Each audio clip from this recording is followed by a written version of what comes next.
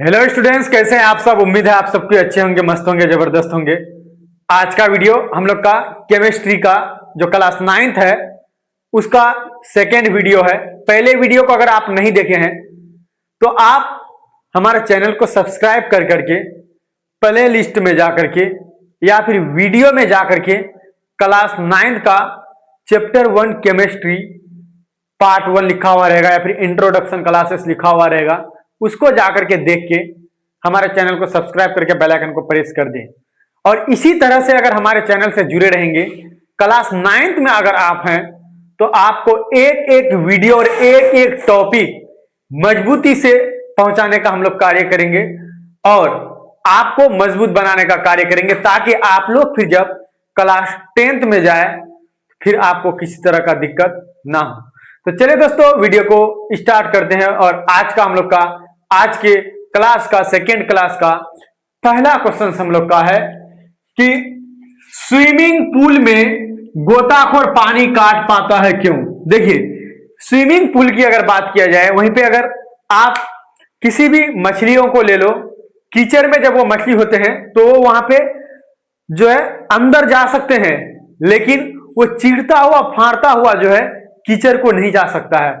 लेकिन उन्हीं मछलियों को लीजिए या फिर हम लोग गोताखोर को ले लीजिए, पानी में अगर उसको स्विमिंग पूल के अगर पानी में अगर आप देखिएगा तो वो जो है काटते हुए तेजी गति से बिल्कुल तेज रफ्तार से चलते हैं।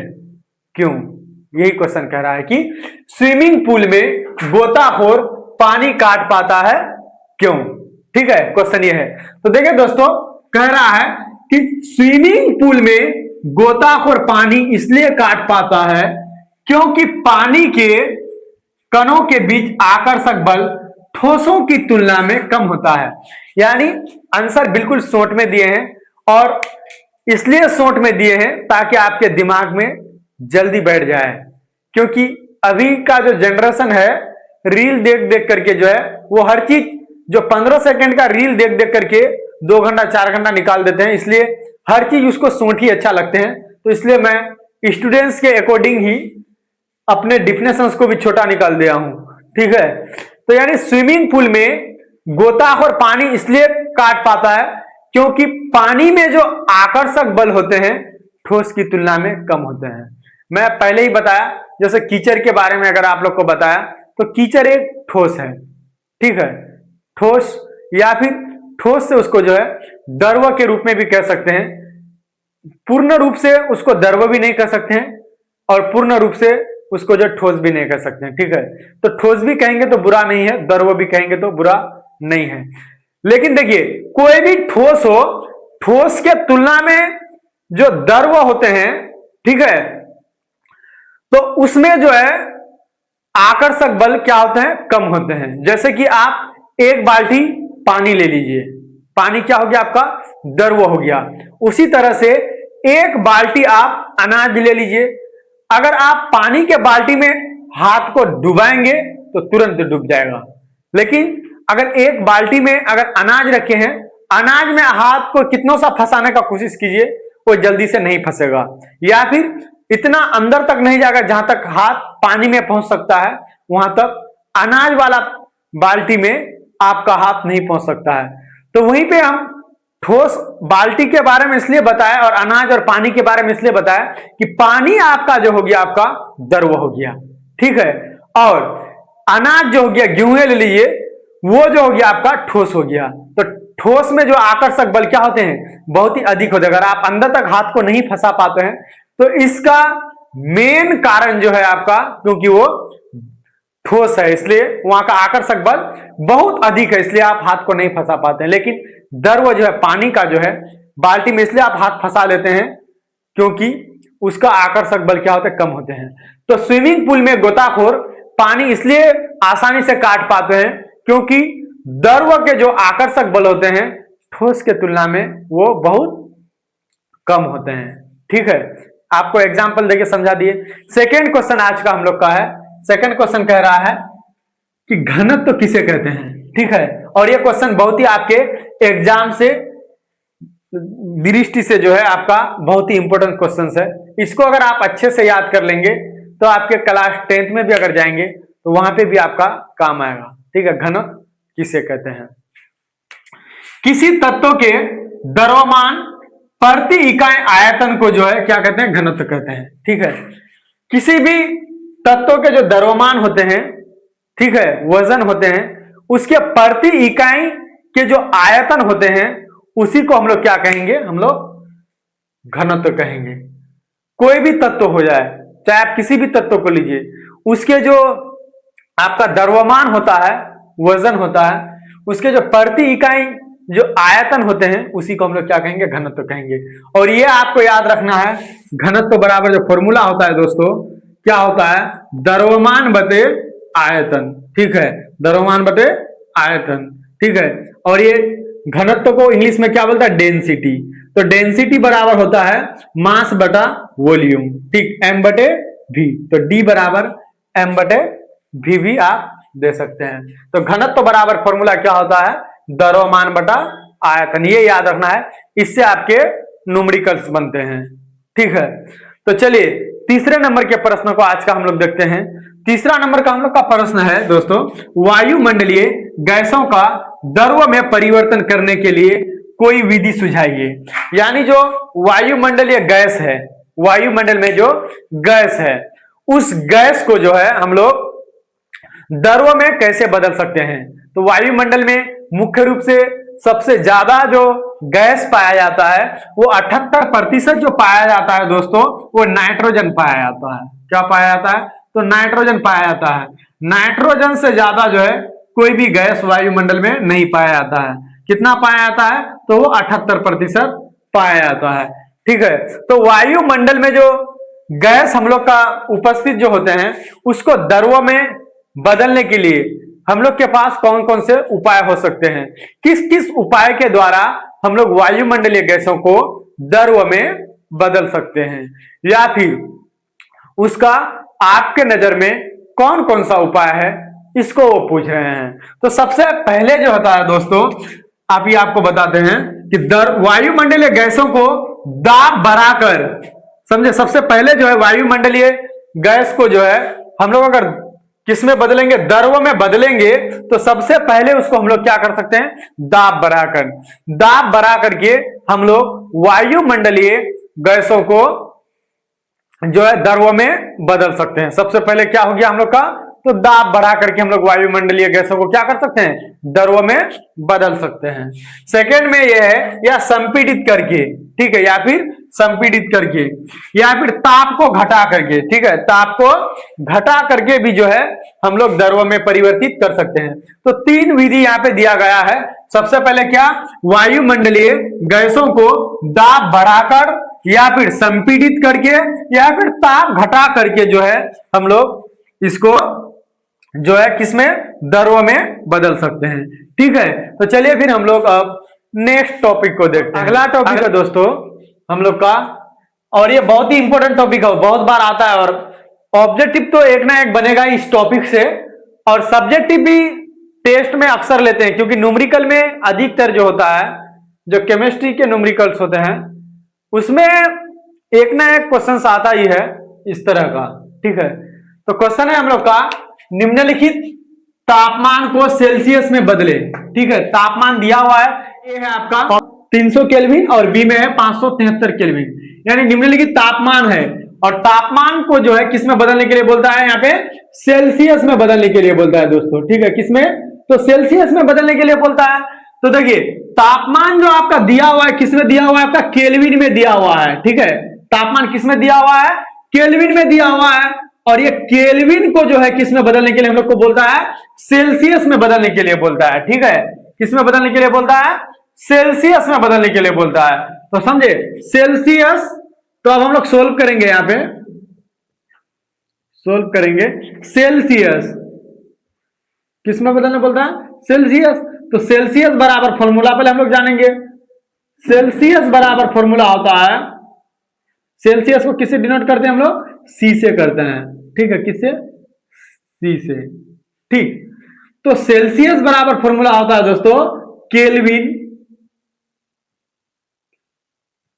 केल्विन, केल्विन को कैसे डिनोट करते हैं हम लोग? प्लस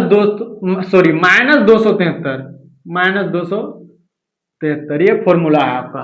ठीक है, -273। ठीक है, सेल्सियस बराबर क्या होता है, केल्विन -273। तो केल्विन जो मान दिया हुआ है, कितना दिया हुआ है, 300 दिया हुआ है। कितना दिया हुआ है, तो 300 दिया हुआ है। ठीक है, तो यहाँ पे सी बराबर हम लोग को निकालना, तो सी बराबर केल्विन कितना दिया हुआ है हम लोग का, 300 दिया हुआ है, और माइनस जो हो जाएगा दोस्तों क्या हो जाएगा, 273 हो जाएगा।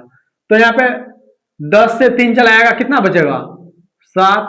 यहाँ पे अब 9 बचा, 9 से 7 चला गया, 2, यहाँ 2 बचा, 2 से 2 जाएगा, 0 कुछ भी नहीं, यानी 27। और यहाँ पे डिग्री जो हो जाएगा आपके क्या हो जाएगा, यहाँ पे सेल्सियस हो जाएगा। यही आपका निकल के क्या आ जाएगा, आंसर हो जाएगा।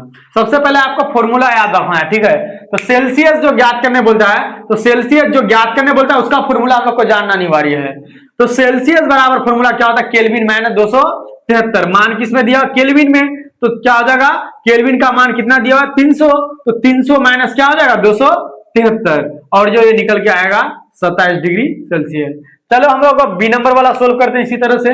तो बी नंबर वाला में क्या हो जाएगा दोस्तों, हम लोग पहले ही बता दिए कि सी बराबर क्या हो जाएगा, के -273 हो जाएगा। ठीक है, सी बराबर के -273। तो के का मान कितना दिया हुआ है, 573, 573 माइनस 200 क्या हो जाएगा, 73। तो 573 से दोस्तों 273 चलाएगा, कितना हो जाएगा आपका, कितना हो जाएगा, सॉरी 273 जो चलाएगा कितना बचेगा, 300।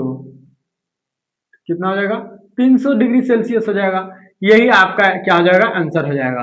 तो इसी तरह का आप लोग को जो है हम होमवर्क देते हैं, इस होमवर्क को आप लोग बनाइएगा, और बना करके आप लोग जो है फिर कमेंट में आप डाल दीजिएगा, हम अपने आप देख लेंगे। ठीक है, ये आपका SW रहेगी, आपका 473 केल्विन। ठीक है, सॉरी 400 नहीं, 173 केल्विन, और 2 नंबर में आपको दे देते हैं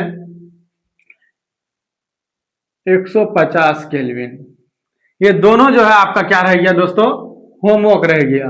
ठीक है, ये होमवर्क रह गया आप लोग का, इसको जो है आप लोग बना करके फिर कमेंट में बता दीजिएगा। ठीक है, पहला क्वेश्चन समझ गए, निम्नलिखित तापमान को सेल्सियस में बदले। सेल्सियस बराबर फॉर्मूला क्या होता है, केल्विन -273 होता है। ठीक है, केल्विन माइनस क्या होता है, 273 होता है। तो केल्विन का मान जो हम लोग 300 दिया हुआ है यहाँ पे, तो 300 माइनस क्या हो जाएगा, 273, 27 डिग्री सेल्सियस। उसी तरह से यहाँ पे आपका सेकेंड क्वेश्चन कह रहा है, सेकेंड क्वेश्चन आपका क्या कह रहा है दोस्तों, निम्नलिखित तापमानों को केल्विन इकाई में बदले। वहां पे सेल्सियस में बदलने के लिए बोलता है, और यहाँ पे केल्विन इकाई में बदलने के लिए बोलता है। ठीक है, तो जब सेल्सियस बराबर केल्विन -273 हो जाएगा, तो केल्विन बराबर क्या हो जाएगा, यहीं से दिमाग लगाइए, केल्विन बराबर क्या हो जाएगा आपका, यहाँ पे सेल्सियस, और यहाँ पे 273 माइनस में, इस पर आएगा तो प्लस में 273। तो केल्विन बराबर क्या हो जाएगा, C + 273। C का मान यहाँ पे दिया हुआ है, C कितना दिया हुआ है, 25 में, कितना 25, और प्लस 273 हो जाएगा। ठीक है, तो क्या हो जाएगा, 5 और 3 क्या हो जाएगा, 8, और 2 और 7 कितना हो जाएगा आपका यहाँ पे, 9, और यहाँ पे 2 का 2 रह जाएगा, 298 केल्विन ज्ञात करने बोलता तो के हो जाएगा आंसर दोस्तों। ठीक है, तो फिर अब बी नंबर में जो कह रहा है, फिर के बराबर हम फॉर्मूला निकाल, केल्विन जो ज्ञात करने के लिए हम लोग को यहाँ पे बोलता है, तो के बराबर हम लोग का फॉर्मूला क्या बताया, C + 273, ये फॉर्मूला है, C + 273। तो के बराबर जो फॉर्मूला है C + 273, तो C कितना दिया हम लोग का, 373, और प्लस 273, 373 और 273, तो 3 और 3 क्या हो जाएगा, 6 हो जाएगा।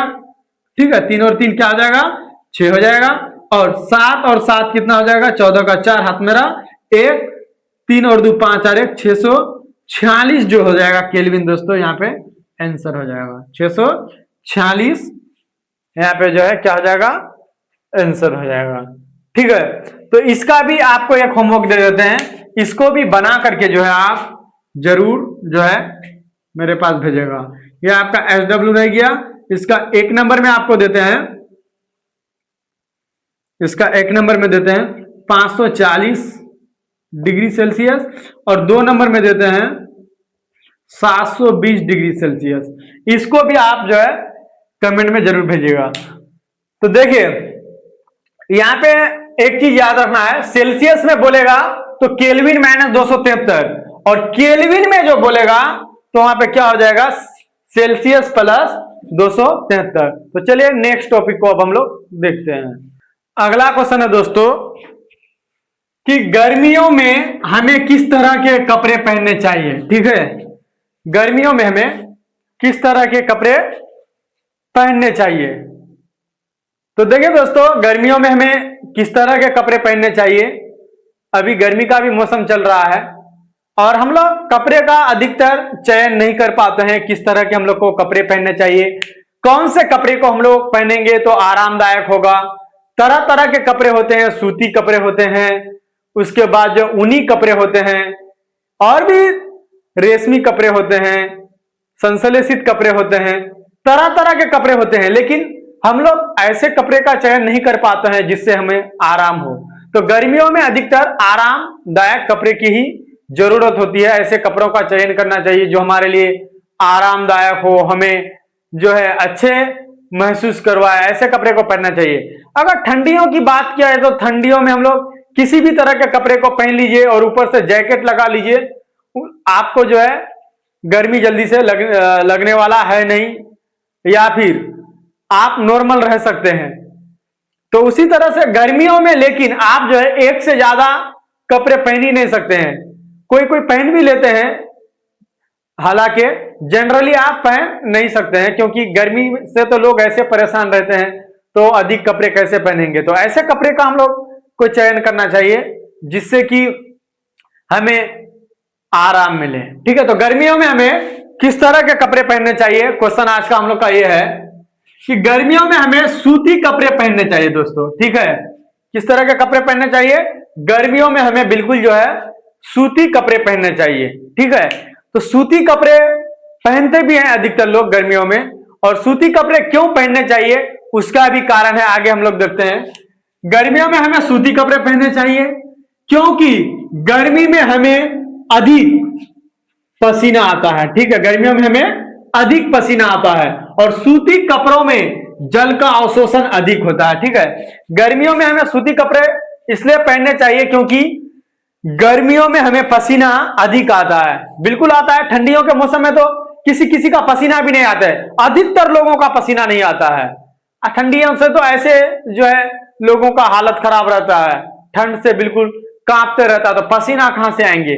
कुछ कुछ लोगों का आता है जो खेलते हैं या फिर कोई खेतों में काम करते हैं, अधिकतर जनरली मजदूरों का जो है पसीना आता है। आप देखेंगे कि मजदूर लोग जो होते हैं, जो ऐसे लोग घूमते फिरते हैं जैकेट लगा करके, टोपी वगैरह लगा करके ठंडियों में तब घूमते हैं, लेकिन मजदूर लोग जो होते हैं वो हमेशा जो है एक शर्ट में रहते हैं और अपना काम करते हैं। क्यों, उसको ठंड नहीं लगता, उसके लिए ठंड कम होते हैं? नहीं, ऐसी कोई बात नहीं, ठंड सबके लिए समान होते हैं।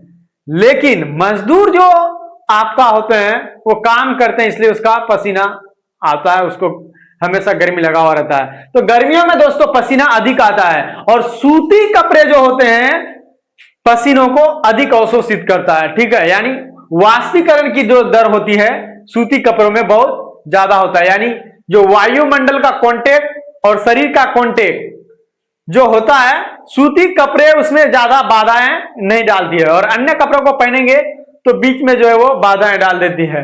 ठीक है, तो क्या लिखे हम लोग, सूती कपड़ों में जल का अवशोषण अधिक होता है। ठीक, और हमारा पसीना इसमें अवशोषित होकर वायुमंडल में आसानी से वाष्पीकृत हो जाता है और हमें शीतलता मिलती है। यानी क्या करते हैं, हमारा पसीना जो होता है गर्मियों में, उस पसीनों को अवशोषित होकर के वायुमंडल में क्या आसानी से वाष्पीकृत हो जाते हैं। जो वायुमंडल होते हैं, पसीना जो सूती कपड़े हम लोग पहनेंगे तो सूती कपड़े पहनने के बाद जो हमारे शरीर में पसीना आते हैं और जो वायुमंडल होता है उनका कांटेक्ट होकर के जो है पसीनों को अवशोषित जो है अधिक हो जाता है, और जिससे हम लोग को क्या होता है, पसीना जब अवशोषित हो जाता है हमें शीतलता मिलती है, यानी हमें ठंडापन महसूस होता है। अगर सूती कपड़े नहीं पहनेंगे तो फिर हमें गर्मी महसूस होगा। तो सूती कपड़े हम लोग इसलिए पहनते हैं क्योंकि गर्मियों में हमारा पसीना अधिक आता है और सूती कपड़े पसीने को अधिक अवशोषित कर देते हैं और अवशोषित करने के बाद हमें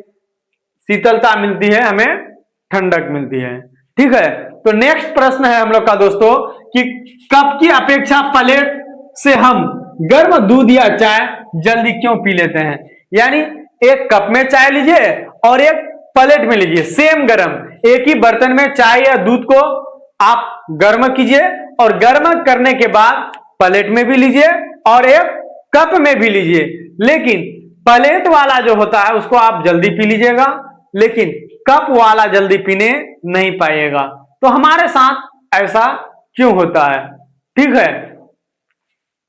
तो वाष्पीकरण जो होता है दोस्तों, जो भाप होता है, एक सतही प्रक्रिया है। ठीक है, वाष्पीकरण क्या है, सतही प्रक्रिया।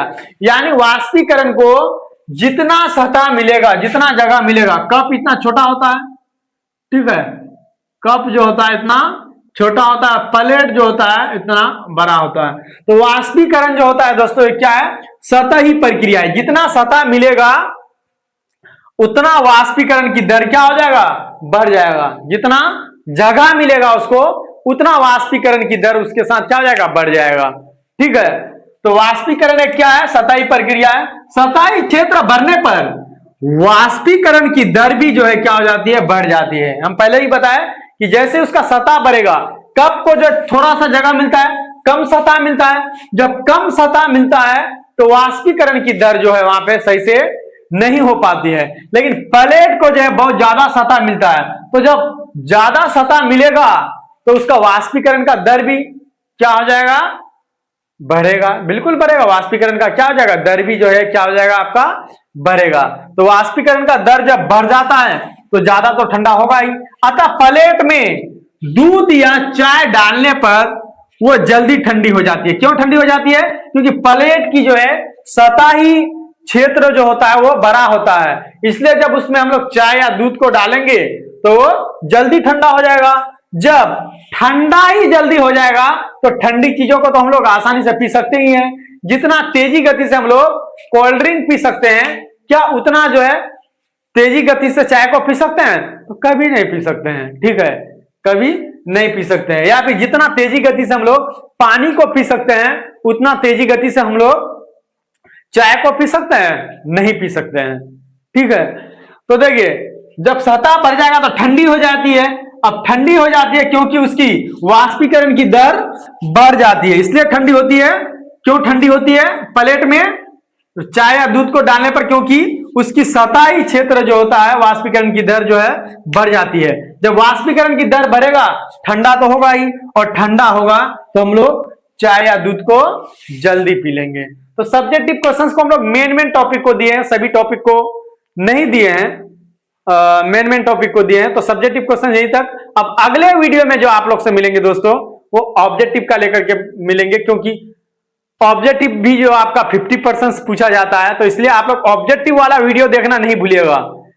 अगर आप ऑब्जेक्टिव भी देखेंगे तभी आपका पूरा सिलेबस जो है कंप्लीटली माना जाएगा। तो ऑब्जेक्टिव वाला वीडियो भी लेकर के आप लोग के भी जल्दी आएंगे। आप लोग अगर चैनल पर नए आए तो सब्सक्राइब करके बेल आइकन को प्रेस कर दीजिए, ताकि जितने भी वीडियो बनाएंगे सबसे पहले पहुंचेंगे आप तक। बहुत बहुत शुक्रिया, जय हिंद, धन्यवाद।